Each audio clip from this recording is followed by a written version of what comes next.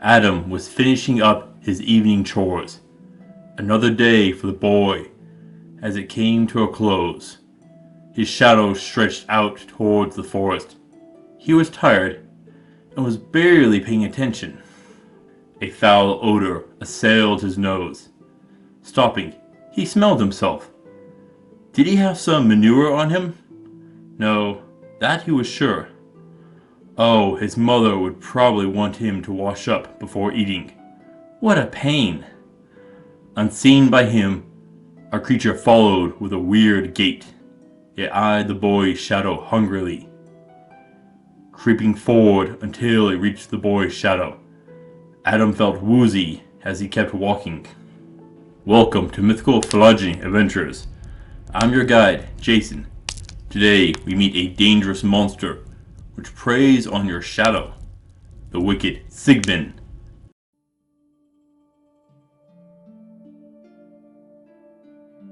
There are many monsters which serve something more powerful. Many witches have familiars, often owls or cats. But in the Philippines, there is the Sigbin.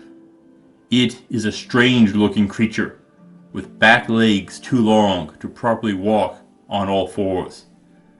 It walks backwards with its head tucked between its legs. Some say it has as little as 4 teeth in its mouth. Its head looks like a goat, but with no horns, but with ears so long that they can clap like hands. It has a long tail, which it uses as a whip. Overall, it is said to look something like a kangaroo. Others say it looks like a fox or cat. It also smells horrible. Now, as you dig through the different regions, you'll get other powers and forms. One such tale says it can fly with its ears. Another says it can take human form and will use that to stalk its prey. Yet, its appearance is not what makes this creature so dangerous. It has magic. First up, it can turn invisible, unseen by man or beast. It drinks your blood through your shadow. It remains in its lair for most of the year, but does come forth during Holy Week, the week before Easter. During this time, it will seek out children to kill and takes their heart. Thus, amulets are fashioned to ward them off. It tends to go after children the most. There are families known as Sigbinen who possesses the power to command such creatures and can contain them in clay jars. Yet it is more often seen serving the Aswang, a type of malevolent viscera-drinking shapeshifter, as well as another mythical bird called the Wak-Wak. So, this is an odd creature. Now, we should probably start with its feeding through shadows. Let's be honest, this will need to be a form of magic. Scientifically speaking, a shadow is the result of light being blocked. But it is different in mythology. Shadows are often tied to a reflection of the person, a mirror of the soul. Yet getting blood through the shadow? That is a tad bit more complicated. More likely, it is hiding in your shadow while invisible, and it's draining your blood that way, with a bite. But how do you become invisible? Well, we see things by looking at the reflection of light. Color comes from the wavelengths of light that are reflected back. Black absorbing all light, and white reflecting it all. But to be invisible, you need to not be touched by the light, bending it around your body, so the reflected light from elsewhere still reaches the eyes of others. That means bending the light rays. Now, there is a simple experiment that you can do. Get a clear glass of water and stick a straw in it. Now look at it from the side. The straw should appear to bend and be distorted. This is called refraction, and what Sigbin will need to do. How?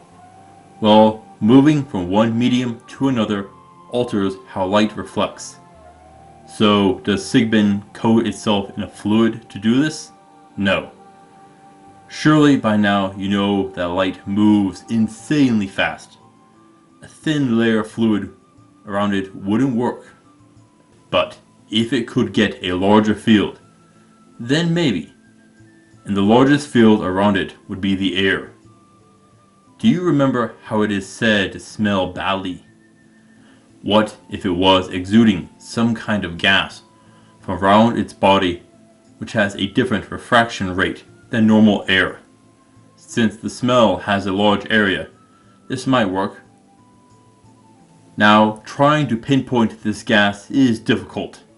It isn't toxic to breathe, but has a foul odor. Yet nothing says what it smells like. It is also colorless. But there isn't any gas that has a high enough refraction rate to achieve invisibility. And there is another issue. If light is bending around it, it isn't able to see. So it would have to rely on its sense of smell and hearing to hunt. Yet there are other options I want to touch on. What if it becomes invisible as the gas itself? This isn't coming out of thin air here, but a reason. Do you remember how the Sigbinin can store them in clay jars? How does a large creature fit in a clay jar? Now, the jar size isn't mentioned unfortunately. Yet, if it can change its form from solid to gas, could it condense itself even more? Sadly, this is pure speculation and needs to be treated as such. Another option is if the gas is a hallucinogen, and it hides itself that way. Now, if it can exist in a gaseous form, that would possibly be very fatiguing and limit its use, but it does open up options. Remember how I said that there were other tails with different powers, such as flight or taking human form. If it can take a gaseous form, then it can make itself light enough to float. With such power, it could also reshape itself into human form as well. This could explain much of the inconsistencies in its behavior and forms. Now, this does bring up a question with when it serves other creatures. Could it just be the Sigbin impersonating such creatures? Definitely an option. There is another option with the invisibility, assuming that it is doing so by changing the skin color is one option. But since this is a magical creature, an illusion or spell that can bend light aren't completely impossible, but either could affect its other powers in nature. Lastly, what is up with the weird walking? Yes, its back legs are too long, but why is the head down between its legs? Have you seen children trying to walk like that? Could its neck muscles be so weak that it struggles to hold up its head? That could also potentially make breathing difficult, unless it is trying to get its head into the shadows. But that justification is pretty weak. That wouldn't be enough. It would need a longer neck to get its head there. Does it do this to put its head closer to the ground? Well, with its long back legs, its head would already be close to the ground. No, its head position would actually make it more difficult to both walk and attack. It means its head is under the body, where it will be harder to attack. It would also limit the visual field. This is very disadvantageous.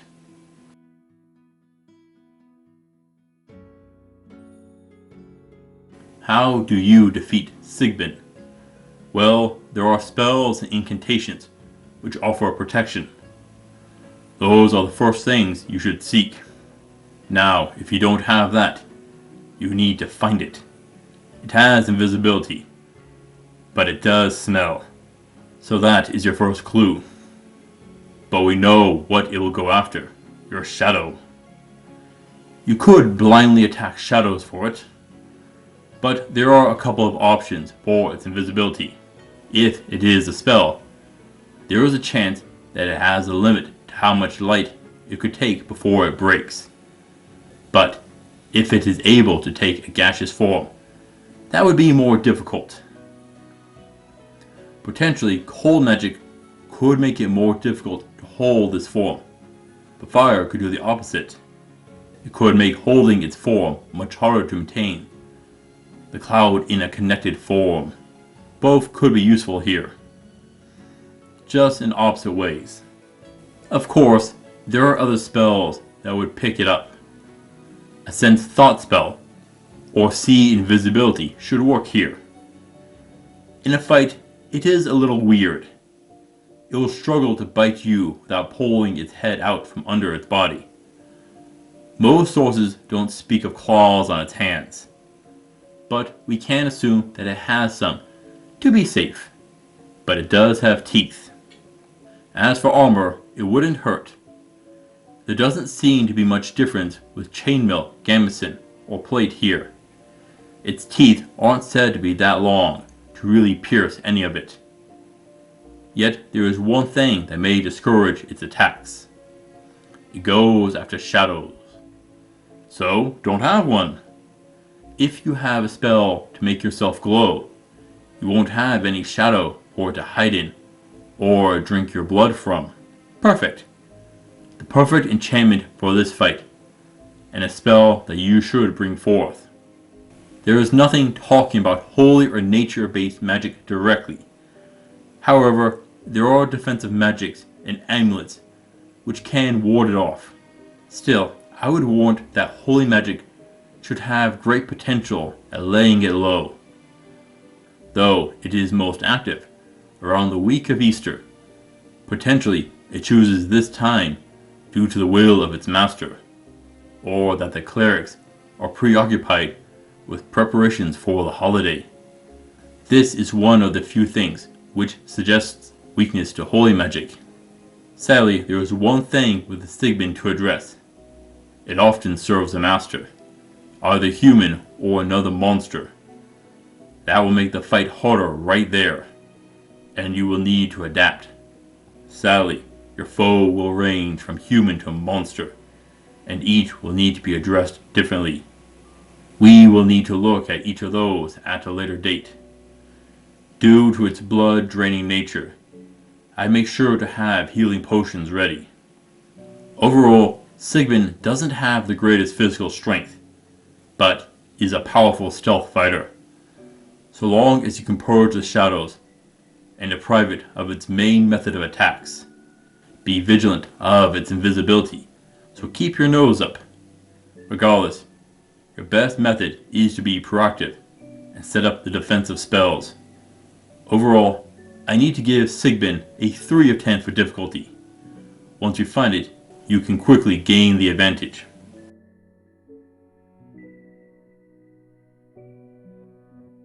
If you slay the Sigbin, you get the usual meat and whatnot. But the Sigbin are well mentioned having masters. Families who could command the Sigbin. It could make the perfect spy and assassin to achieve your goals. With its invisibility, it can go unseen for prolonged periods of time. It is a skilled hunter, and can retrieve the hearts of its victims if needed.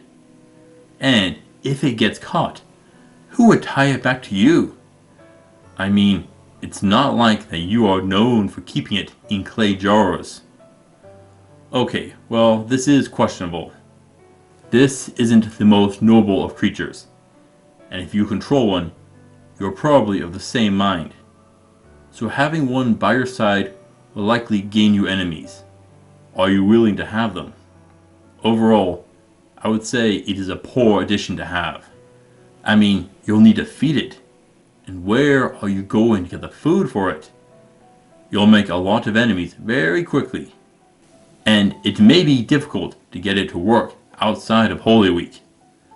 There is one fun trick that you could put into use. Put it in a clay jar, and then chuck it into your enemy ranks. It should create some chaos.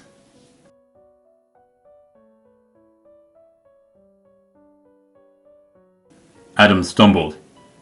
His face paled from blood loss.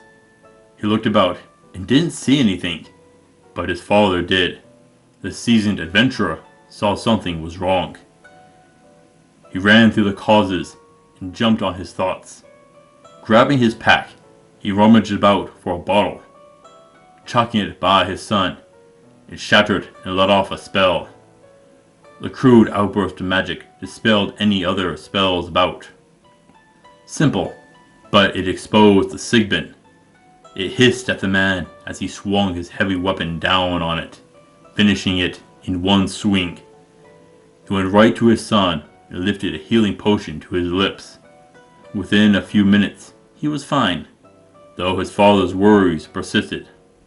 The Sigbin is dangerous in its own way, and you should know about it. Thank you for watching, adventurers. Please return next time for Abada. Until then, I'll see you on the roads.